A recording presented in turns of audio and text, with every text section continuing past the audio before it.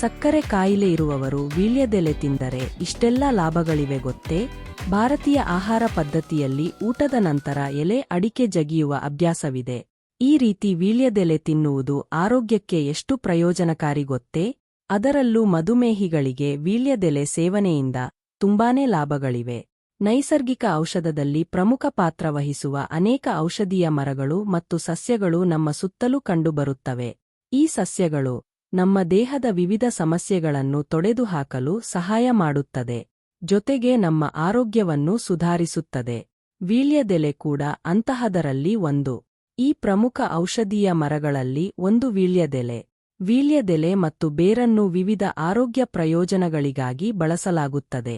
ಅದರ ಔಷಧೀಯ ಗುಣಗಳಿಂದಾಗಿ ಇದು ಸಾಂಪ್ರದಾಯಿಕ ಔಷಧದಲ್ಲಿ ಪ್ರಮುಖ ಸ್ಥಾನವನ್ನು ಹೊಂದಿದೆ. ಆಯುರ್ವೇದದಲ್ಲಿ ವೀಳ್ಯದೆಲೆಯ ಪಾತ್ರ ಮಹತ್ವದ್ದು.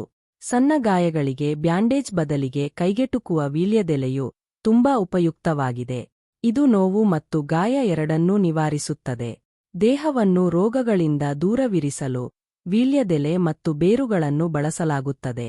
ವೀಳ್ಯದೆಲೆಯನ್ನು ದೇಶ-ವಿದೇಶಗಳಲ್ಲಿ ಹೆಚ್ಚಿನ ಪ್ರಮಾಣದಲ್ಲಿ ಬಳಸುತ್ತಾರೆ.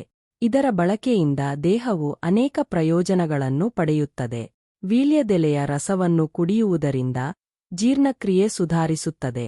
ಜೀರ್ಣಕ್ರಿಯೆಯನ್ನು ಬಲಪಡಿಸಲು ಮಕ್ಕಳಿಗೆ ದಿನಕ್ಕೆ 2 ಬಾರಿ ರಸವನ್ನು ನೀಡಲಾಗುತ್ತದೆ. ವೀಳ್ಯದೆಲೆ ಗಂಟಲು ಮತ್ತು ಹಲ್ಲುಗಳಿಗೆ ಪ್ರಯೋಜನಕಾರಿಯಾಗಿದೆ. ಇದು ಧ್ವನಿಯನ್ನು ಮಧುರವಾಗಿಸಲು ಸಹಾಯ ಮಾಡುತ್ತದೆ. ಆಯುರ್ವೇದ ವೈದ್ಯ ರಾಘವೇಂದ್ರ ಚೌಧರಿ ಪ್ರಕಾರ, ವೀಳ್ಯದೆಲೆ ಎಲ್ಲಿ ಬೇಕಾದರೂ ಸುಲಭವಾಗಿ ಲಭ್ಯವಿದ್ದು ರೋಗಗಳ ಚಿಕಿತ್ಸೆಯಲ್ಲಿ ಇದರ ಮುಖ್ಯ ಬಳಕೆಯಾಗಿದೆ.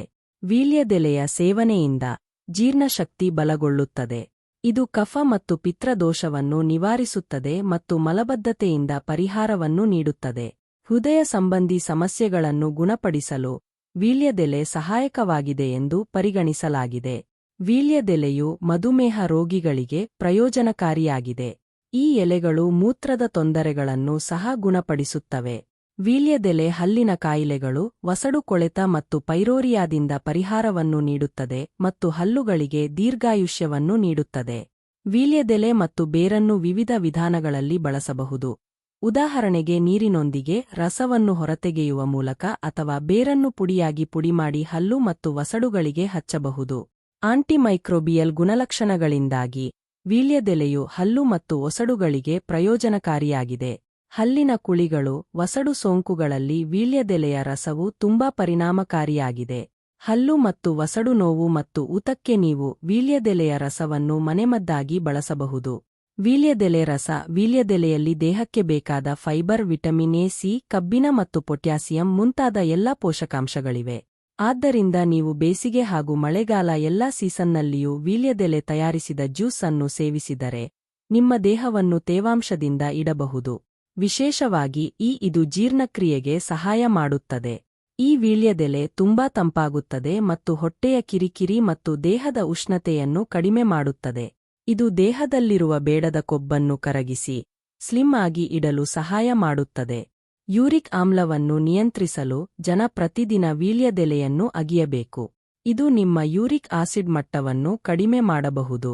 ಆದರೆ ಇದನ್ನು ಸೇವಿಸುವಾಗ ಯಾವುದೇ ರೀತಿಯ ತಂಬಾಕನ್ನು ಸೇವಿಸಬಾರದು ಎಂಬುದನ್ನು ನೆನಪಿನಲ್ಲಿಟ್ಟುಕೊಳ್ಳಿ.